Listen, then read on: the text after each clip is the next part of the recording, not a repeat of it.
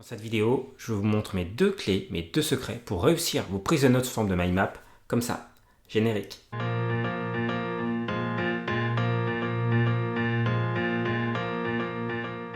Bonjour, c'est Cyril, le clarificateur visuel. Comme je le disais dans l'intro, j'aimerais partager avec vous les deux secrets qui me permettent de réussir à tous les coups mes prises de notes sous forme de mind map. La première clé, c'est préparer. Préparez vos prises de notes, préparez votre mind map avant de passer à la phase de captation. Je l'ai déjà précisé dans plusieurs vidéos, je l'ai déjà précisé aussi dans mes formations. Une prise de notes visuelle, ça se passe en 3 étapes. Une phase de préparation, une phase de captation et à la fin, une phase de finalisation. La phase de préparation est extrêmement importante, surtout si vous utilisez le mind mapping. C'est quoi préparer sa carte? C'est quoi préparer son mind map? Eh bien, c'est très simple, c'est minimaliste. C'est dessiner votre cœur de carte et vos branches de premier niveau quand vous pouvez. Votre cœur de carte, c'est l'élément le plus important de votre carte mentale, de votre mind map. C'est ce que vous allez mettre au centre de la carte. Vos branches de premier niveau, ce sont les branches qui partent directement du cœur de carte et qui vont être les grandes catégories, les grands thèmes que vous allez développer autour de votre cœur de carte. Alors, les avantages de préparer cette carte, c'est que d'une, ça va commencer par échauffer votre cerveau. Vous allez commencer par dessiner, par écrire au calme, sans aucune pression de captation. Ça va vous permettre de clarifier votre objectif de prise de notes. Le fait de définir vos branches de premier niveau, ça va vous obliger à vous demander qu'est-ce que je veux noter, de quoi j'ai besoin. Du coup, que ce soit une formation, un entretien, une conférence, eh bien, vous allez pouvoir élaguer dans le contenu ce qui ne va pas correspondre à votre objectif de prise de notes, ce qui n'est pas nécessaire de noter aujourd'hui. Ça va vous rendre du coup, et c'est le dernier gros avantage, ça va vous rendre tellement plus efficace au moment de la prise de notes, parce que votre cerveau, votre attention aura déjà été orienté vers les grandes thématiques dont vous avez besoin. Voilà par exemple comment je prépare mes cartes avant un entretien. Aujourd'hui, mon utilisation du mind mapping, c'est principalement quand j'ai besoin de faire des entretiens d'analyse de besoins avec des clients pour leur faire une offre de formation. Donc je prépare mon cœur de carte de cette façon et ensuite je définis mes branches de premier niveau. C'est souvent les mêmes parce que lors d'un entretien d'analyse de besoins, je dois passer par des grandes étapes que j'ai synthétisées sur ces 4 branches de premier niveau. Une branche de contexte, une branche d'analyse de besoin en tant que telle, aller identifier le besoin de mon client, une branche de contraintes, tout ce qui va être lié à l'organisation de cette formation, en termes de nombre de personnes, en termes de lieu, en termes de date éventuellement, en termes de durée, etc. Et j'ai une branche un peu, entre guillemets, fourre-tout, une branche affaires sur laquelle je note non seulement les prochaines actions, si je dois envoyer une proposition, un devis, noter les grandes lignes de ce que j'ai pu proposer lors de cet entretien pour répondre aux besoins, et puis les informations complémentaires dont je pourrais avoir besoin pour préparer mon offre. Vous voyez, donc c'est le fait de préparer cette carte en amont, ça me laisse mon esprit beaucoup plus disponible lors de la phase de captation pour écouter, pour identifier, pour synthétiser l'information qui m'est donnée, pour ensuite m'en servir pour passer à une phase de rédaction de façon linéaire, en bonne et due forme d'une offre de formation. Donc première clé, je la répète, préparez vos cartes, préparez vos mind maps, cœur de carte, branche de premier niveau. Quelle est la seconde clé? La seconde clé, c'est d'adopter un certain état d'esprit au moment où vous allez capter l'information.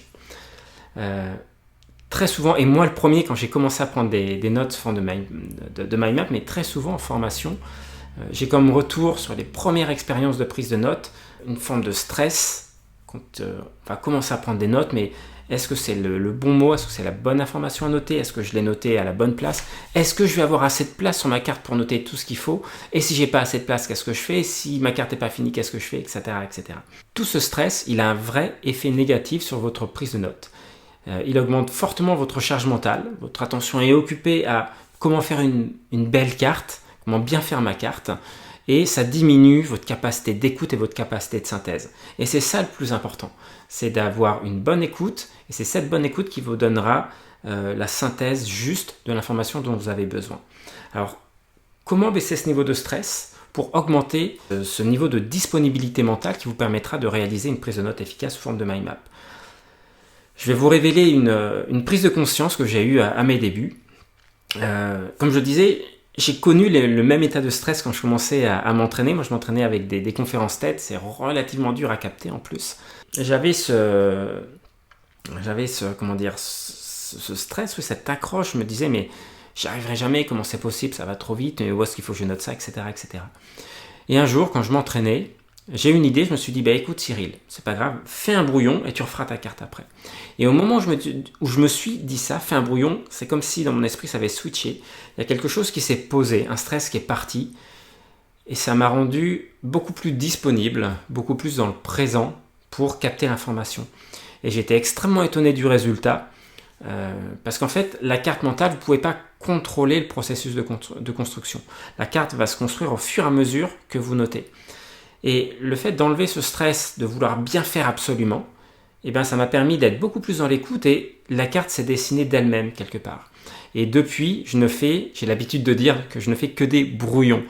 Et je vous rassure, je ne refais quasiment jamais ces brouillons, mais ça me laisse l'espace disponible, si jamais je ne suis pas content de ma carte, de la refaire si vraiment j'ai besoin. En une dizaine d'années, ça m'est arrivé 2 fois, je crois, de refaire ma carte parce qu'effectivement, c'était une carte dont j'avais besoin et je n'étais pas vraiment satisfait de la façon dont je l'avais synthétisée. Mais des cartes, j'en ai fait des centaines en 10 ans. Donc, je vous invite vraiment à tester ça, cet état d'esprit de je m'autorise à ne pas faire parfait, je m'autorise à faire un brouillon. Vous allez voir combien ça baisse le niveau de pression et combien ça vous permet de faciliter vraiment cette entrée dans ce qu'on appelle l'état de flow. On parle beaucoup de ça dans le sport, dans les performances de haut niveau. Sachez que si vous entraînez vraiment, si vous pratiquez vraiment la prise de notes visuelle, sous forme de mind map, voire sous forme de sketch note ou de facilitation graphique, comme ce que vous voyez derrière, vous allez vous rendre compte que vous allez développer un certain niveau de conscience modifié qui va apparaître quand vous allez prendre vos notes. Le fait d'enlever cette pression, ça va vous donner accès à cet état-là. Et ça vient avec un petit peu d'entraînement. Donc dès que vous vous sentez pressé, stressé quand vous réalisez votre prise de notes sous forme de mind map, pensez à ça, je vais faire un brouillon. Pour résumer, pensez aux 2 clés, aux 2 secrets pour réussir vos prises de notes sous forme de mind map. 1. Préparez votre carte, cœur de carte, branche de premier niveau. Et quand vous êtes dans la phase de captation de l'information, faites un brouillon. Relâchez la pression et acceptez l'imperfection en vous aménageant un espace pour refaire la carte si vraiment il y a besoin. Avant de clôturer cette vidéo, j'aimerais partager une actualité importante. C'est la semaine de mon anniversaire. Et du coup, vous avez le droit à une super promo. Je fais un pack sur la pensée visuelle jusqu'à jeudi soir. Donc au lieu de plus de 400 €, vous en avez pour 147 € pour 4 formations. Les 4 formations phares de notre catalogue de formation e-learning. Vous avez les bases du mind mapping, le b.a.-ba du dessin par la pensée visuelle, comment dessiner vos personnages facilement pour faire des dessins et des personnages comme vous avez derrière. Et puis une dernière formation très importante pour venir équilibrer la prise de notes manuelle sous forme de mind map, c'est la formation Xmind 8 Expert. Vous aurez tous les secrets de la version gratuite d'Xmind. Vous verrez, ça permet de faire plein de choses à côté de la prise de notes sous forme de carte à la main. Je vous laisse le lien dans la description de la vidéo. Profitez-en, je vous rappelle, c'est jusqu'à jeudi soir. Et moi, je vous retrouve très vite dans une prochaine vidéo.